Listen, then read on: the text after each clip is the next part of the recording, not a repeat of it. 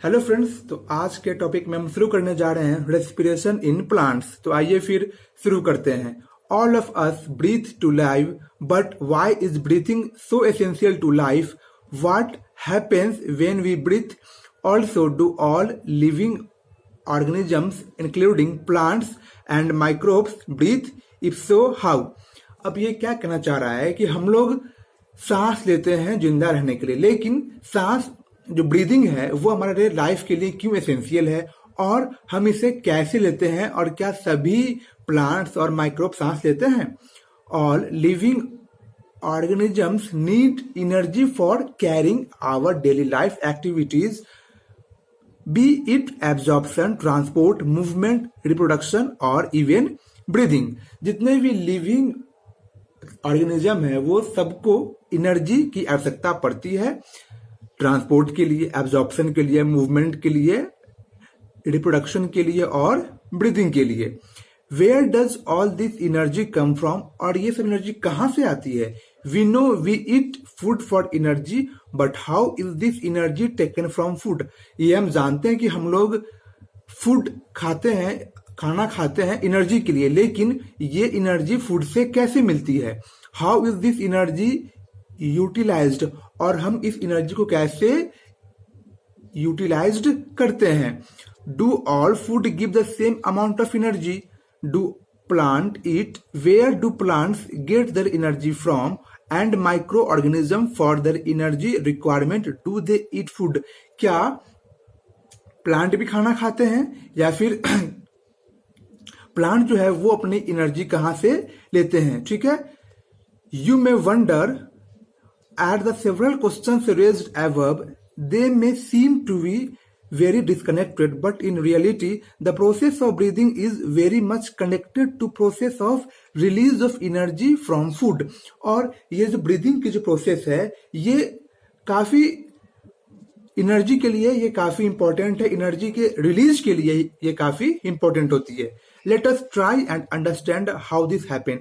अब आइए हम समझते हैं कि ये कैसे होता है। All the energy required for life process is obtained by oxidation of some micromolecules that we called food. हमें जितनी भी एनर्जी मिलती है हमारे लाइफ प्रोसेस के लिए, वो सब की सब एनर्जी जो है वो कुछ मैक्रोमोलिक्यूल के ऑक्सीडेशन के थ्रू मिलती है और हम उसे फूड बोलते हैं। Only green plants and cyanobacteria can prepare their own food by the process of photosynthesis. They trap light energy and convert it into chemical energy that is stored in the bond of carbohydrates like glucose, sucrose and starch. अब ये क्या कहना चाह रहा है कि बस green plants और साइनोबैक्टीरिया ही हैं जो अपना खाना खुद बनाते हैं by the process of photosynthesis. ये काफी इंपॉर्टेंट लाइन, इसे ध्यान रखिएगा कि बस ग्रीन प्लांट्स और साइनोबैक्टीरिया ही हैं जो अपना खाना खुद बनाते हैं by the process of photosynthesis. ठीक है, और इसमें होता क्या है कि they trap light energy and convert it into chemical energy that is stored in the bond of carbohydrate like glucose, sucrose and starch. और इस फोटोसिंथेसिस में लाइट एनर्जी को ट्रैप करके उसे हम केमिकल एनर्जी में चेंज करते हैं। उसके बाद जो एनर्जी जो है वो कार्बोहाइड्रेट जैसे कि ग्लूकोज, सुक्रोज और स्टार्च के फॉर्म में स्टोर्ड हो जाती है। ठीक है, we must remember that in green plants too not all cells, tissue and organs photosynthesize. और हम ये भी जानते हैं कि ग्रीन प्लांट्स में सब की सब सेल या फिर सब की सभी टिश्यू या फिर ऑर्गन फोटोसिंथेसिस नहीं करती है, सिर्फ वही करती है जिसमें प्रेजेंट होता है chloroplast.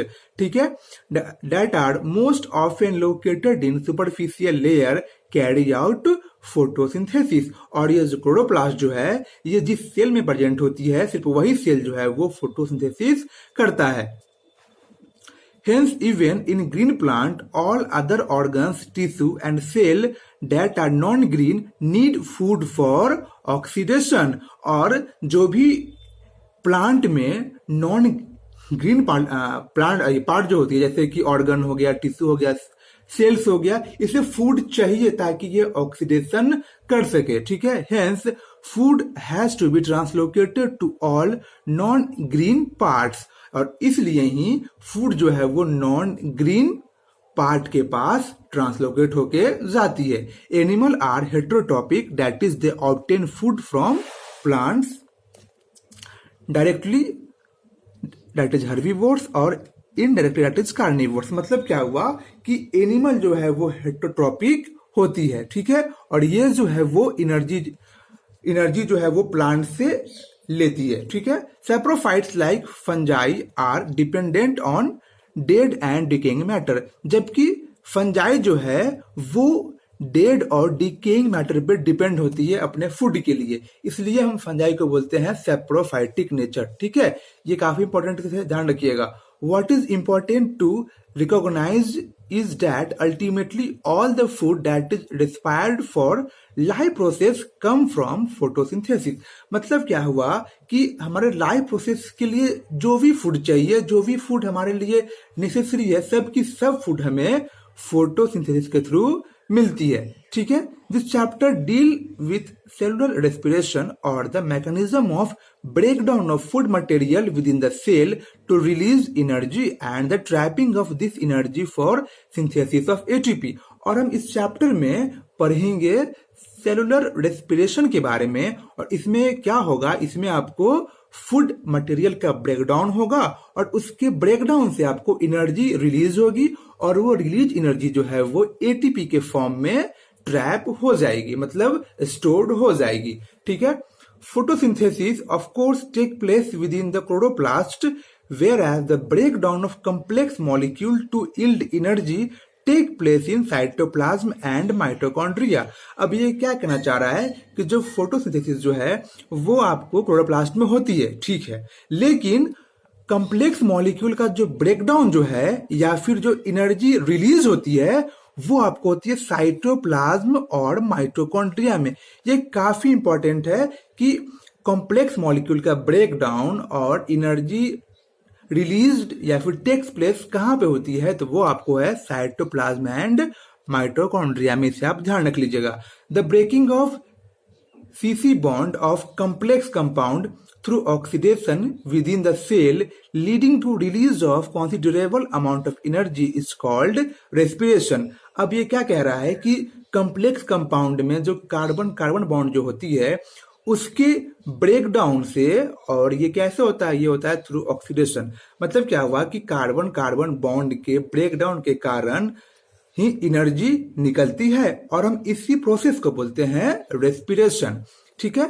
The compound that are oxidize during this process are known as respiratory substrates. और जिस कंपाउंड का यहाँ पर ऑक्सीडेशन हो रहा है, या फिर हम बोल सकते हैं जिस कंपाउंड का यहाँ पर ब्रेक डाउन हो रहा है, हम उस कंपाउंड को बोलते हैं रेस्पिरेटरी सबस्ट्रेट, इसे ध्यान रख लीजिएगा। Usually carbohydrate are oxidize to release energy, but proteins, fats and even organic acid can be used as respiratory substance in some plant under certain conditions. अब ये क्या कह रहा है कि यूजुअली जो है वो कार्बोहाइड्रेट ऑक्सीडाइज्ड होकर एनर्जी को रिलीज करती है, इसे ध्यान रखिएगा। यूजुअली कौन होती है, कार्बोहाइड्रेट आपको ऑक्सीडाइज होती है, और फिर उससे एनर्जी रिलीज्ड होती है। लेकिन प्रोटीन, फैट्स और ऑर्गेनिक एसिड भी जो है वो रेस्पिरेटरी सबस्टेंस की तरह बिहेव करती है, और उससे भी एनर्जी हमें रिलीज्ड होती है, लेकिन वो होती है अंडर सर्टेन कंडीशन। ये ध्यान रखिएगा कि ओनली अंडर सर्टेन कंडीशन ही प्रोटीन, फैट और ऑर्गेनिक एसिड का ऑक्सीडेशन होगा, ठीक है। During oxidation within a cell, all the energy contained in respiratory substrate is not released free into the cell or in a single step। ये काफी important है, NEET में तो ये क्वेश्चन बहुत बार आ चुका है कि during oxidation within the cell all the energy contained in respiratory substrate is not released free into the cell or in a single step। ये क्या कह रहा है कि जब किसी रेस्पिरेटरी सबस्ट्रेट का ऑक्सीडेशन होता है तो उससे एनर्जी जो जो उससे जो एनर्जी जो है वो एक साथ नहीं निकलती है, उससे एनर्जी एक सिंगल स्टेप में भी नहीं निकलती है, उससे स्टेप वाइज स्टेप निकलता है। ठीक है, it is release in a series of slow stepwise reaction controlled by the enzyme. ठीक है, and it is trapped as a chemical energy in the form of ATP. ये क्या कह रहा है कि जो भी कंपाउंड है या फिर जो भी रेस्पिरेटरी सबस्ट्रेट है, जब उसका ऑक्सीडेशन हो रहा है तो उससे जो एनर्जी निकलती है वो स्टेप वाइज स्टेप निकलती है, एक साथ एनर्जी नहीं निकलती। इसे आप अच्छे से ध्यान रख लीजिएगा। और जो एनर्जी स्टेप वाइज स्टेप निकली है उस एनर्जी को हम केमिकल एनर्जी के फॉर्म में ट्रैप कर लेते हैं। और वो कौन सी एनर्जी है, वो आपको एटीपी के फॉर्म में ट्रैप करके इसे हम स्टोर कर लेते हैं। ये काफी इंपॉर्टेंट लाइन था, इसे आप अच्छे से ध्यान रख लीजिएगा। Hence it is important to understand that the energy released by oxidation in respiration is not used directly but is used to synthesize ATP, which is broken down whenever energy need to be utilized। अब ये क्या कह रहा है उसे समझिए अच्छे से कि जो एनर्जी आपको रिलीज हुई है ऑक्सीडेशन के समय, हम उस एनर्जी को डायरेक्टली यूज्ड नहीं करता है प्लांट। ठीक है, उस एनर्जी को जो है प्लांट पहले एटीपी के फॉर्म में सिंथेसाइज कर लेता है और फिर उस एटीपी को स्टोर कर लेता है। ठीक है, और जब एनर्जी की काम पड़ती है प्लांट को, फिर वो क्या करता है, इस एटीपी को ब्रेक करता है और फिर एनर्जी का वो यूज कर लेता है। ये काफी इंपॉर्टेंट लाइन है, इसे अच्छे से समझिएगा कि जब किसी भी रेस्पिरेटरी सबस्ट्रेट का ऑक्सीडेशन होता है तो उससे जो एनर्जी निकलती है, प्लांट उस एनर्जी को डायरेक्ट फॉर्म में यूज नहीं कर पाता है। पहले उस एनर्जी को वो एटीपी के फॉर्म में सिंथेसाइज करके स्टोर कर लिया और जब उसे काम पड़ी एनर्जी का तो वो इस सिंथेसाइज्ड एटीपी का ब्रेक करके एनर्जी का यूटिलाइज्ड कर लेगा। ठीक है, hence ATP acts as the energy currency of the cell.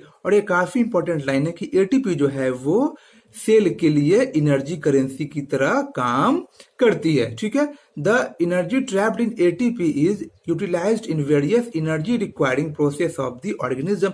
और ये जो एनर्जी ट्रैप हुई है एटीपी के फॉर्म में, इस एनर्जी का हम यूज करते हैं बहुत सारे प्रोसेस में। ठीक है, and the carbon skeleton produce during respiration is used as precursor for biosynthesis of other molecules in the cell.